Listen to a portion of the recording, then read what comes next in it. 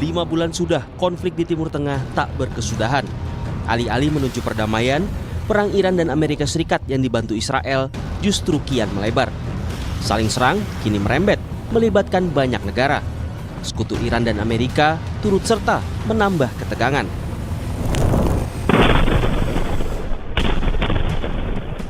Serangkaian ledakan terdengar di kawasan Al-Deir, Provinsi Basra. Dan sejumlah kebakaran juga terjadi usai serangan di provinsi lainnya di Irak, Nineveh.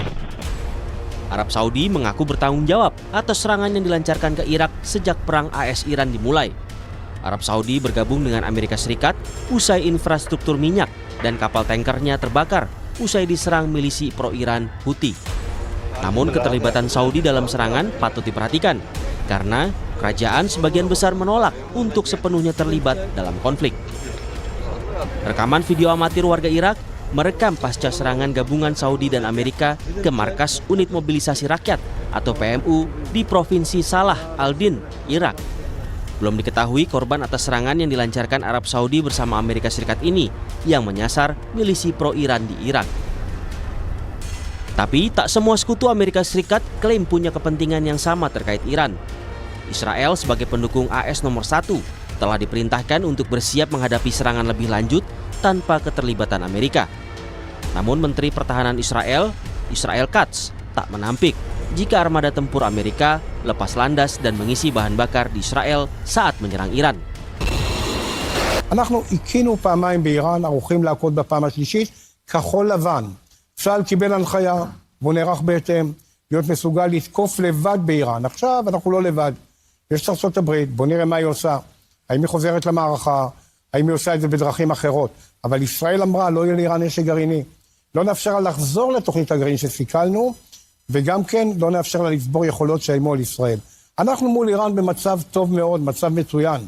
האימפריה הפרסית הגדולה והרהבתנית והשחצנית. Menurut pakar geopolitik dan keamanan nasional Wibawanto Nugroho Widodo, sekutu Paman Sam punya arah keterlibatan yang berbeda dalam perang Iran. Arab Saudi dinilai membalas serangan untuk mempertahankan diri. Sementara Israel ingin menyingkirkan Iran yang dianggapnya sebagai ancaman eksistensial.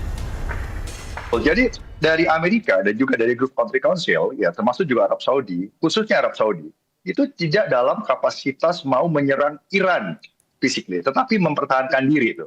Nah, dari perspektif Amerika dalam pertemuan dengan Netanyahu di Washington DC, itu paling tidak ada 5 agenda. Agenda yang pertama itu bicara mengenai mau dikemanakan arah konflik ini, mau diteruskan apa dibentikan.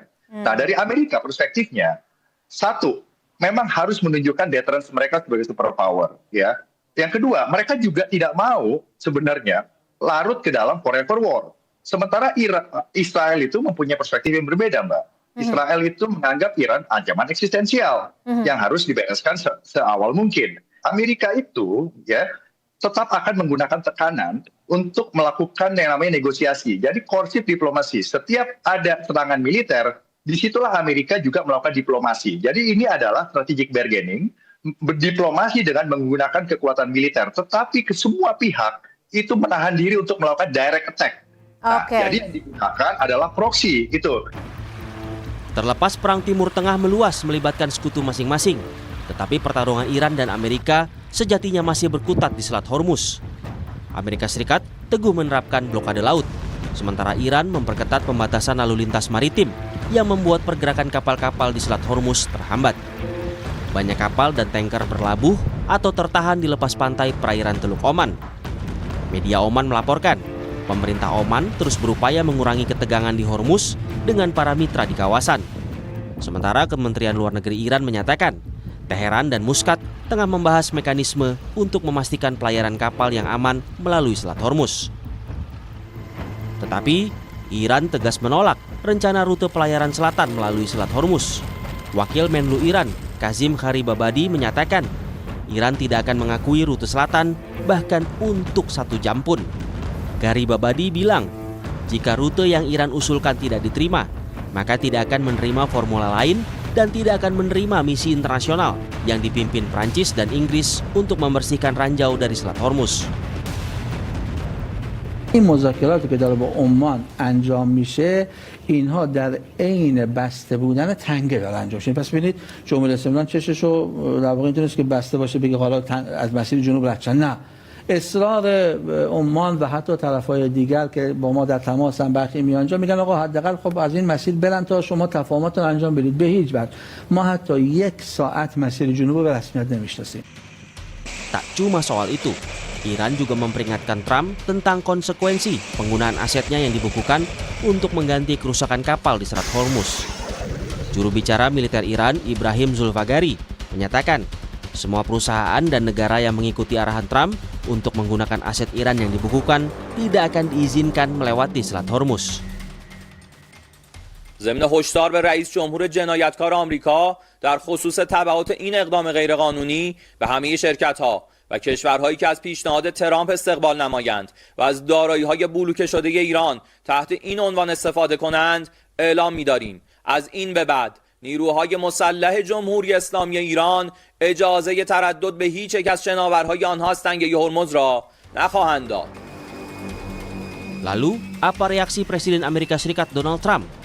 Lagi-lagi, Trump klaim sedang menghajar Iran habis-habisan. Tetapi bertentangan dengan klaim itu, ia juga bilang tengah bernegosiasi dengan Iran. We have destroyed their navy, we've destroyed their air force, we've destroyed their leadership, we've destroyed their anti-aircraft weaponry. Their drones are being made at a rate of about 7%. We destroyed most of their drone manufacturing capability, their missile manufacturing capability. To beat them, and we're beating the hell out of them, but we'll see how it turns out. Right now, they have very friendly negotiations going on. Menurut pengamat militer Universitas Indonesia, Stanislaus Rianta, Amerika Serikat kini tak lagi mengandalkan kekuatan tempur untuk menekan Teheran, namun terbuka membalas serangan jika Teheran memulainya. Seperti provokasi militer Iran di Selat Hormuz usai kedua negara menandatangani perjanjian membahas perundingan damai. Jadi sekarang Amerika menggunakan ancaman non-militer, ancamannya yang paling keras adalah soal aset. Tapi dia juga mengatakan kalau Iran melakukan serangan, dia akan membalas itu. Yang menarik adalah setelah perjanjian ditandatangani itu ada provokasi dari Garda Revolusi Iran yang menyerang kapal-kapal yang melintas di Selat Hormuz. Dan kemarin juga Garda Revolusi itu meluncurkan serangan-serangan rudal balistik ke pangkalan-pangkalan miliknya Amerika. Nah ini jadi menarik sebenarnya ketika perjanjian itu ditandatangani, tetapi Garda Revolusi melakukan provokasi. Kita juga tidak tahu apakah Israel juga ikut memprovokasi situasi sehingga terjadi perang. Sudah tidak ada lagi ikatan keduanya untuk saling meredam perang ini, sehingga jeda juga sudah diakhiri, maka mereka saling serang. Jadi akibat perjanjian yang rapuh ini, maka perdamaian nyaris jauh sekarang, sudah jauh dari angan-angan semua orang. Lalu bagaimana nasib perdamaian di Timur Tengah ke depannya? Apakah kian jauh dari angan? Atau Iran dan Amerika mau duduk bersama mengakhiri pertikaian?